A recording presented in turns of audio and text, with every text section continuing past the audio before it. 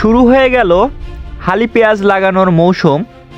সাধারণত জানুয়ারি মাসের শুরুর দিকে হালি পেঁয়াজ লাগানোর মৌসুম শুরু হয়ে যায়। কিভাবে পেঁয়াজ লাগাতে হয়, কি কি সার জমিতে দিতে হয়, কি কি কীটনাশক কতদিন পর পর স্প্রে করতে হয়, কিভাবে পানি সেচ দিতে হয়, কোন জাতের পেঁয়াজ লাগালে ভালো ফলন পাওয়া যায়, পেঁয়াজকে সুস্থ রাখতে কি কি কাজ করতে হয় সেটা দেখাতে নিয়ে আসছি আজকে আমি পাবনা জেলার আমিনপুর থানার বিভিন্ন অঞ্চলে। দর্শক, আপনারা এই মুহূর্তে দেখতে পাচ্ছেন যে পাবনা জেলার আমিনপুর থানার নিকটবর্তী অঞ্চলে আমরা আসছি। এখানে আমরা মূল জমি তৈরি করার বিষয়গুলো সর্বপ্রথমে দেখাবো। জমির মাটিকে পুষ্টি সমৃদ্ধ করে তুলতে প্রয়োজন অনুপাতে সঠিক পরিমাণে জমির মাটিতে সার প্রয়োগ করতে হবে। বোরন, সালফার, জিঙ্ক ইত্যাদি ধরনের সার প্রয়োগ করে তারপর মূল জমিতে দানা লাগাতে হবে। আপনারা দেখতে পাচ্ছেন কৃষক বন্ধুরা সুন্দরভাবে দানা লাগাচ্ছে। আর এই দানার নাম হচ্ছে, এই চারাটা হচ্ছে আপনার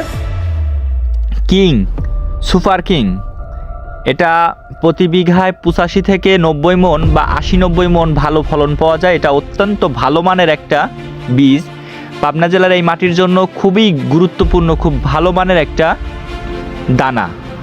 এখন দেখতে পাচ্ছেন আপনারা বরুলিয়া অঞ্চলে, সেখানে সুন্দরভাবে দানা লাগানো হচ্ছে। আর এখানে দেখা যাচ্ছে খুব সুন্দর মানের পুষ্টি সমৃদ্ধ এবং ভালো মানের কিছু চারা। তো বন্ধুরা, দানা লাগানোর পরপরই আমরা সেচ দিয়ে থাকি।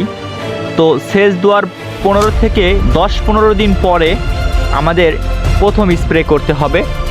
প্রথম স্প্রেটা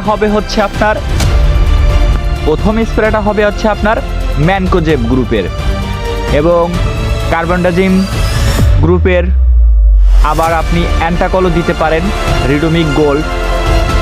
তারপর সাথে সাথে ভিটামিনও দিতে পারেন, যে ফ্লোরা, চায়না জেংবেং কোম্পানির বেনকোজিয়ামও দিতে পারেন। এটা দিয়ে প্রথম সেচটা আপনি ডোজ কমপ্লিট করবেন।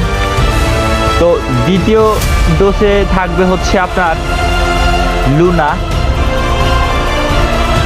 রিডোমিক গোল্ড, তারপর বেনকোজিয়াম বা বিভিন্ন প্রকার আপনাদের যে গ্রুপের মিলিয়ে ডোজ পূরণ করে দিতে পারেন সঠিক এবং ভালো পরামর্শকের পরামর্শ অনুযায়ী। তো একটা কথা মনে রাখবেন, আপনারা যে কীটনাশকটা প্রয়োগ করবেন, কীটনাশকগুলো কখনোই প্রখর রোদে করবেন না। প্রখর রোদে করলে ক্ষতি হতে পারে।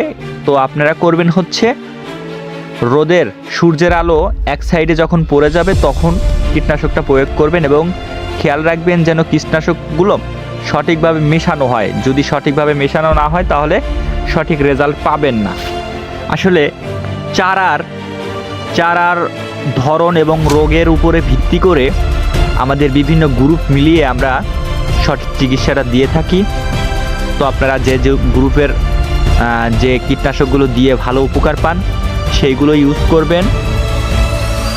আর সাথে আমি বলতে চাচ্ছি, ভিটামিন অনুযায়ী ভিটামিন দিতে পারেন আপনারা লাস্টের দিকে 40-45 দিন বয়সের যে পেঁয়াজটা, সুস্থ সবল পেঁয়াজে আপনারা পিজিআর ইউজ করবেন, ভিটামিন ইউজ করবেন। সাথে কিছু প্রোডাক্ট আমি বলে দিই নাম করা, বায়ার কোম্পানির লুনা, জেংবেং কোম্পানির আপনার